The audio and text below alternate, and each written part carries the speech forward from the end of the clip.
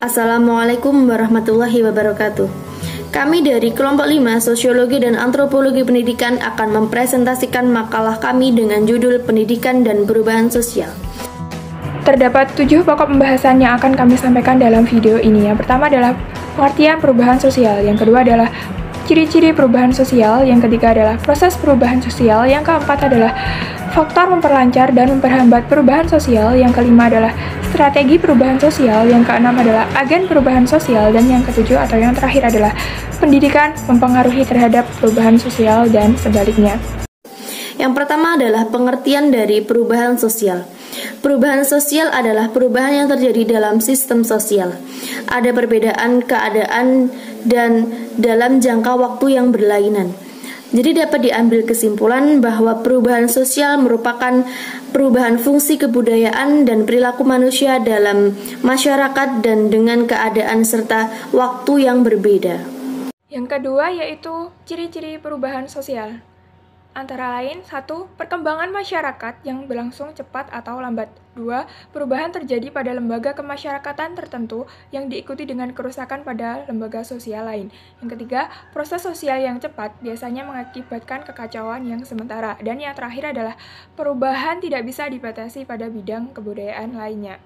Selanjutnya yang ketiga adalah proses perubahan sosial. Nah, dalam proses perubahan sosial ini terdiri dari 3 tahap berurutan, antara lain 1. Invensi, yaitu proses di mana ide-ide baru diciptakan dan dikembangkan. Yang kedua adalah difusi, yaitu proses di mana ide-ide baru itu dikomunikasikan ke dalam sistem sosial. Dan yang ketiga adalah konsekuensi, yaitu perubahan-perubahan yang terjadi dalam sistem sosial sebagai akibat pengadopsian dan penolakan inovasi. Selanjutnya, faktor memperlancar dan menghambat perubahan sosial. Faktor pendorong perubahan sosial. Yang pertama adalah kontak dengan kebudayaan lain. 2. Sistem pendidikan formal yang maju. Ketiga, sikap menghargai hasil karya seseorang dan keinginan untuk maju. Keempat, toleransi masyarakat terhadap perbuatan menyimpang. Kelima, stratifikasi yang terbuka. Keenam, masyarakat yang heterogen, dan yang ketujuh adalah orientasi ke masa depan. Sedangkan faktor penghambat perubahan sosial, yang pertama adalah kurangnya hubungan dengan masyarakat lain, kedua, masyarakat yang bersikap tradisional, ketiga, pendidikan yang rendah, keempat, adanya kepentingan yang tertanam kuat pada sekelompok orang, kelima, ketakutan akan terjadinya kegoyahan integrasi, keenam, prasangka buruk terhadap unsur budaya asing, ketujuh, hambatan ideologi, dan yang terakhir adalah adat atau kebiasaan.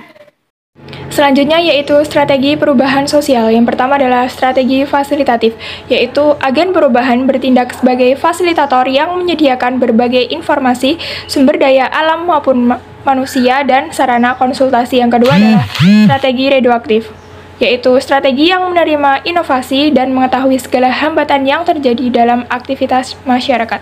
Yang ketiga adalah strategi persuasif, yaitu strategi ini mengupayakan masyarakat dengan cara membujuk dalam melakukan perubahan. Yang keempat adalah strategi kekuasaan, yaitu strategi yang dilakukan dengan cara kekerasan atau paksaan serta ancaman yang diberikan kepada masyarakat. Dan yang kelima yaitu strategi bertahan hidup, merupakan salah satu alternatif yang digunakan oleh seorang atau sekelompok orang, terutama masyarakat pedesaan atau lokal saat menghadapi suatu masalah. Di sini saya akan mencoba menjelaskan agen-agen perubahan sosial. Seorang agen perubahan merupakan seorang atau tokoh ahli yang memiliki kemampuan untuk mempengaruhi klien dalam rangka melakukan perubahan sesuai dengan yang diharapkan. Agen perubahan internal, staf ahli dari dalam organisasi yang ditugaskan untuk memberikan usulan mengenai perubahan. Agen perubahan eksternal, individu dari luar organisasi yang ditugaskan untuk memberikan usulan mengenai perubahan. Agen perubahan eksternal dan internal, upaya memadukan orang-orang dari dalam organisasi dengan mengambil kelebihan dan kelemahan dari agen perubahan internal dan eksternal. Meneruskan presentasi dari rekan saya, yaitu pendidikan mempengaruhi terhadap perubahan sosial dan sebaliknya. Orang menyebut bahwa antara pendidik dan perubahan sosial adalah dua hal yang saling terkait dan mempengaruhi. Suatu perubahan kiranya sulit akan terjadi tanpa diawali dengan pendidikan. Begitu pula pendidikan yang transformatif tidak akan pula terwujud apabila tidak didahului dengan perubahan, utamanya paradigma yang mendasarinya. Bahkan ada pula yang berpendapat bahwa perubahan sosial dan pendidikan yang transformatif ibarat menyebut sesuatu dalam satu tarikan nafas.